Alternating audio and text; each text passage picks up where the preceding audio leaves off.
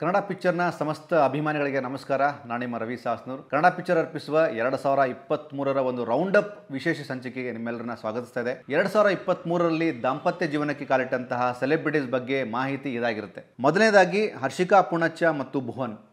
ಹರ್ಷಿಕಾ ಪೂಣಚ್ಚ ಅವರ ಸಿನಿಮಾ ಕಿರಿಗ್ರಾಫನ್ನು ನೋಡಿದಾಗ ಬಹಳಷ್ಟು ಒಳ್ಳೆಯ ಸಿನಿಮಾಗಳಲ್ಲಿ ಈ ನಟಿ ಕಾಣಿಸಿಕೊಂಡಿದ್ದು, ವಿಶೇಷವಾಗಿ ಹರ್ಷಿಕಾ ಪೂಣಚ್ಚ ಅವರು ಹ್ಯಾಟ್ರಿಕ್ ಹೀರೋ ಶಿವರಾಜ್ ಕುಮಾರ್ ಅವ್ರ ಜೊತೆ ಮಾಡಿರುವಂತಹ ತಮಸ್ಸು ಸಿನಿಮಾದ ಪಾತ್ರ ತುಂಬ ಜನ ಕನೆಕ್ಟ್ ಆಗುತ್ತೆ. ಅಂದರೆ ಸಿನಿಮಾದ ಪೂರ್ತಿ ಶಿವಣ್ಣನ ಜೊತೆಗೆ ಅವರು ಮಾತಾಡಿದಂತಹ ಆ ಮಾತಿನ ಕಾನ್ವರ್ಜೇಷನ್ ಆಗಿರ್ಬೋದು, ಅಥವಾ ಅವರು ತೋರಿಸಿದಂತಹ ಆ್ಯಕ್ಟಿಂಗ್ ಆಗಿರ್ಬೋದು, ಇವತ್ತಿಗೂ ಸಹ ಹರ್ಷಿಕಾ ಅಂದ ತಕ್ಷಣ ನಿಮ್ಮದು ತಮಸ್ಸು ಸಿನಿಮಾ ತುಂಬ ಚೆನ್ನಾಗಿದೆ ಅಂತ ಮಾತಾಡ್ತೀವಿ. ಇನ್ನು ಭುವನ್ ಅವ್ರ ಬಗ್ಗೆ ಮಾತಾಡಿದರೆ, ಭುವನ್ ಅವರು ರಾಂಧವ ಅನ್ನುವಂತಹ ಒಂದು ವಿಭಿನ್ನವಾದಂಥ ಸಿನಿಮಾ ಕೂಡ ಮಾಡಿದ್ರು. ಜೊತೆಗೆ ಭುವನ್ ಹಾಗೂ ಹರ್ಷಿಕಾ ಅವರು ತುಂಬ ವರ್ಷಗಳಿಂದ ಪ್ರೀತಿಸ್ತಾ ಇದ್ದರು. ಆ ಪ್ರೀತಿಗೆ ಕೊನೆ ಆಡಿದ್ದು 2023ರಲ್ಲಿ ಕೊಡಗಲ್ಲಿ ಅವ್ರ ಮದುವೆ ಆಯಿತು. ಆ ಮದುವೆಗೆ ಎಲ್ಲರನ್ನ ಅವರು ಪ್ರೀತಿಯಿಂದ ಆಹ್ವಾನ ಕೂಡ ಮಾಡಿದ್ರು. ಮಾಧ್ಯಮದವರು ಹೋಗಿದ್ದರು, ಅಭಿಮಾನಿಗಳು ಹೋಗಿದ್ದರು. ಜೊತೆಗೆ ದೊಡ್ಡ ಮಟ್ಟದ ಸಂಭ್ರಮ ಈ ಮೂಲಕ ಅವರು ಕೊಟ್ಟಿದ್ದರು. ಆ ಜೋಡಿಗೆ ಶುಭ ಹಾರೈಕೆಗಳು. ಇನ್ನು ಮುಂದೆ ಹರಿಪ್ರಿಯಾ ಹಾಗೂ ವಸಿಷ್ಠ ಸಿಂಹ. ವಾವ್! ವಸಿಷ್ಠ ಸಿಂಹ ಅಂದ ತಕ್ಷಣ ನಮ್ಮ ಕಣ್ಮುಂದೆ ಬರುವಂಥದ್ದು ದೊಡ್ಡದಾದಂತಹ ದೈತ್ಯ ಪ್ರತಿಭೆ, ಕಂಚಿನ ಕಂಠ.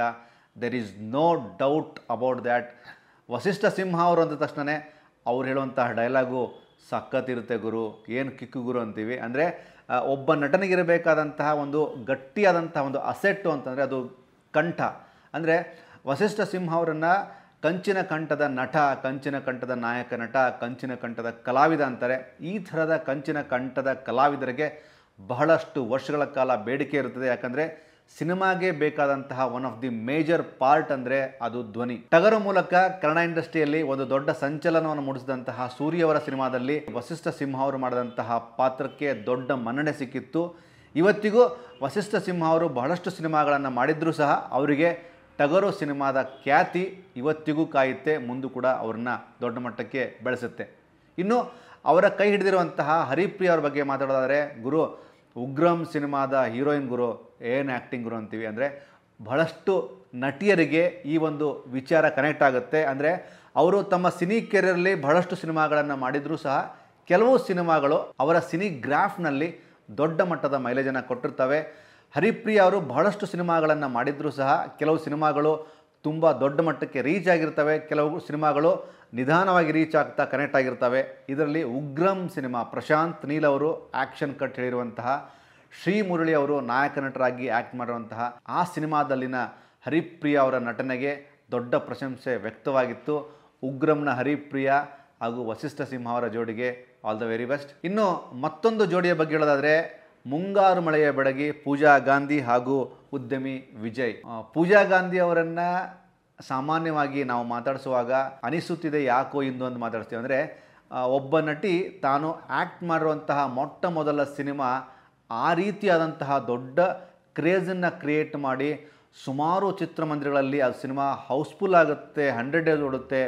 ಜೊತೆಗೆ ಯೋಗರಾಜ್ ಭಟ್ರಿಗೆ ಒಂದು ದೊಡ್ಡ ಹೆಸರು ಕೊಡುತ್ತೆ, ಇ ಕೃಷ್ಣಪ್ಪನವರನ್ನು ದೊಡ್ಡ ನಿರ್ಮಾಪಕರು ಅಂತ ಗುರುತಿಸುತ್ತೆ. ಜೊತೆಗೆ ಆಗಲೇ ಸೂಪರ್ ಸ್ಟಾರ್ ಆಗಿದ್ದ ಗೋಲ್ಡನ್ ಸ್ಟಾರ್ ಗಣೇಶ್ ಅವರಿಗೆ ಮತ್ತೊಂದು ಮೈಲಿಗಲ್ಲಾಗುತ್ತೆ. ಈ ಎಲ್ಲ ವಿಷಯಗಳಿಗೆ ಪೂಜಾ ಗಾಂಧಿ ಅವರು ಸುದ್ದಿ ಆಗ್ತಾರೆ. ಅವರು ಇತ್ತೀಚೆಗಷ್ಟೇ ಉದ್ಯಮಿ ವಿಜಯ್ ಅವರನ್ನು ಮದುವೆ ಆಗ್ತಾರೆ, ಅದು ಮಂತ್ರ ಮಾಂಗಲ್ಯದ ಮೂಲಕ. ಆ ಜೋಡಿಗೂ ಕೂಡ ಶುಭ ಹಾರೈಕೆಗಳು. ಹಾಗೆ ರೆಬಲ್ ಜೋಡಿ ಅಂದರೆ junior rebel star Abhishek Ambareesh ಅವರು ಹಾಗೂ ಅವಿವಾ ಅವರ ಮದುವೆ. ಗುರು, ಆ ಮದುವೆ ಇನ್ವಿಟೇಷನ್ನು, ಆ ಮದುವೆಯ ಸಂಭ್ರಮ, ಆ ಮಂಡ್ಯ, ಆ ಜನ, ಆ ಜಂಗುಳಿ ಒಬ್ಬೊಬ್ಬ ಸುಸ್ತಾಗೋಗಿತ್ತು. ಅಂದರೆ ಸಾಮಾನ್ಯವಾಗಿ ಎಲ್ಲ ಸ್ಟಾರ್ ನಟರ ಮದುವೆಗಳು ಅಂತಂದಾಗ ಸಿಕ್ಕಾಪಟ್ಟೆ ಪಬ್ಲಿಕ್ ಬರುತ್ತೆ, ಸಿಕ್ಕಾಪಟ್ಟೆ ಪೊಲಿಟಿಷಿಯನ್ಸ್ ಬರ್ತಾರೆ, ಸಿಕ್ಕಾಪಟ್ಟೆ ಗಣ್ಯರು ಬರ್ತಾರೆ. ಎಲ್ಲದಕ್ಕೂ ಇತಿ ಮಿತಿ ಅಂತಿರುತ್ತೆ. ಬಟ್ ಕೆಲವು ಮದುವೆಗಳು, ಕೆಲವು ಫಂಕ್ಷನ್ಸ್ಗಳು ನಮ್ಮ ಕೈ ಮೀರಿ ಹೋಗ್ತವೆ. ಆ ಥರದ ಒಂದು ದೊಡ್ಡ ಕ್ರೇಜನ್ನು ನಾವು ಮಂಡ್ಯದಲ್ಲಿ ನೋಡಿದ್ದೀವಿ. ಅಂದರೆ ಮದುವೆಯ ನಂತರ ಮಂಡ್ಯದಲ್ಲಿ ಅವರು ಒಂದು ರಿಸೆಪ್ಷನ್ ಇಟ್ಕೊಂಡಿದ್ರು. ಅಲ್ಲಿ ಆದಂತಹ ದೊಡ್ಡ ಮಟ್ಟದ ಜನ ಜಂಗುಳಿ. ಜೊತೆಗೆ ಅಭಿಷೇಕ್ ಅಂಬರೀಷ್ ಅವರನ್ನು ಕೈ ಹಿಡಿದಿರುವಂತಹ ಅವಿವಾ ಬಿಡ್ಡಪ್ಪ ಅವರು ಕೂಡ ದೊಡ್ಡ ಸೆಲೆಬ್ರಿಟಿನೇ. ಈ ಎರಡು ಜೋಡಿಗಳಿಗೆ ಶುಭ ಹಾರೈಕೆಗಳು. ಹಾಗೆ ಮತ್ತೊಂದು ಜೋಡಿ ಅಂತಂದರೆ ರಿಷಿಕಾ ಶರ್ಮಾ ಹಾಗೂ ನಿಹಾಲ್. ರಿಷಿಕಾ ಶರ್ಮಾ ಅವರು ಟ್ರಂಕ್ ಅನ್ನೋ ಸಿನಿಮಾದ ಮೂಲಕ ಮಹಿಳಾ ನಿರ್ದೇಶಕಿಯಾಗಿ ಇಂಡಸ್ಟ್ರಿಗೆ ಬಂದರು. ಇತ್ತೀಚೆಗೆ ಅವರು ಮಾಡಿದಂತಹ ಸಿನಿಮಾ ವಿಜಯಾನಂದ್. ಜಿ.ವಿ. ಅಯ್ಯರ್ ಅವರ ಮೊಮ್ಮಗಳಾದಂತಹ ರಿಷಿಕಾ ಶರ್ಮಾ ಕನ್ನಡ ಇಂಡಸ್ಟ್ರಿಗೆ ಒಂದು ಆಸ್ತಿ. ಯಾಕಂದರೆ ಜಿ.ವಿ. ಅಯ್ಯರ್ ಅವರು ಕೂಡ ಕನ್ನಡ ಚಿತ್ರರಂಗಕ್ಕಾಗಿ ಬಹಳಷ್ಟು ಒಳ್ಳೆಯ ಸಿನಿಮಾಗಳನ್ನು ಮಾಡಿದ್ದಾರೆ. ಜೊತೆಗೆ ಮೂಲತಃ ಅವರೊಬ್ಬರು ರೈಟರು ಕೂಡ. ಅಂತಹ ದಿಗ್ಗಜ ಕುಟುಂಬದಿಂದ ಬಂದಂತಹ ರಿಷಿಕಾ ಶರ್ಮಾ ಹಾಗೂ ನಿಹಾಲ್ ಅವರಿಗೆ ಆಲ್ ದ ವೆರಿ ಬೆಸ್ಟ್. ಹಾಗೆ ವಾಸುಕಿ ವೈಭವ್ ಹಾಗೂ ಬೃಂದ, ಇತ್ತೀಚೆಗಷ್ಟೇ ಮದುವೆಯಾದಂತಹ ವಾಸುಕಿ ವೈಭವ್ ಹಾಗೂ ಬೃಂದ. ಸಾಮಾನ್ಯವಾಗಿ ನಾವು ಕನ್ನಡ ಸಿನಿಮಾಗಳನ್ನು ನೋಡುವಾಗ ಈ ಚಿತ್ರಕ್ಕೆ ಸಂಗೀತ ಕೊಟ್ಟವರು ಯಾರು ಅಂತೀವಿ. ಇತ್ತೀಚೆಗೆ ತಮ್ಮ ವಿಭಿನ್ನವಾದಂತಹ ಸಂಗೀತ ನಿರ್ದೇಶನದ ಮೂಲಕ ಹಾಗೂ ವಿಶೇಷವಾಗಿ ಟಗರು ಪಲ್ಯದಲ್ಲಿ ಒಬ್ಬ ನಟರಾಗಿ ಕೂಡ ವಾಸುಕಿ ವೈಭವ್ ಅವರು ಕಾಣಿಸ್ಕೊಂಡಿದ್ದರು. ಅವರು ಇತ್ತೀಚೆಗಷ್ಟೇ ಮದುವೆ ಆದರು. ಅವರು ಮದುವೆಯಾದಂತಹ ಗೆಳತಿ ಬೃಂದ, ಬಹುಕಾಲದ ಗೆಳತಿ, ಪ್ರೀತಿಸಿ ಮದುವೆಯಾದಂಥವರು.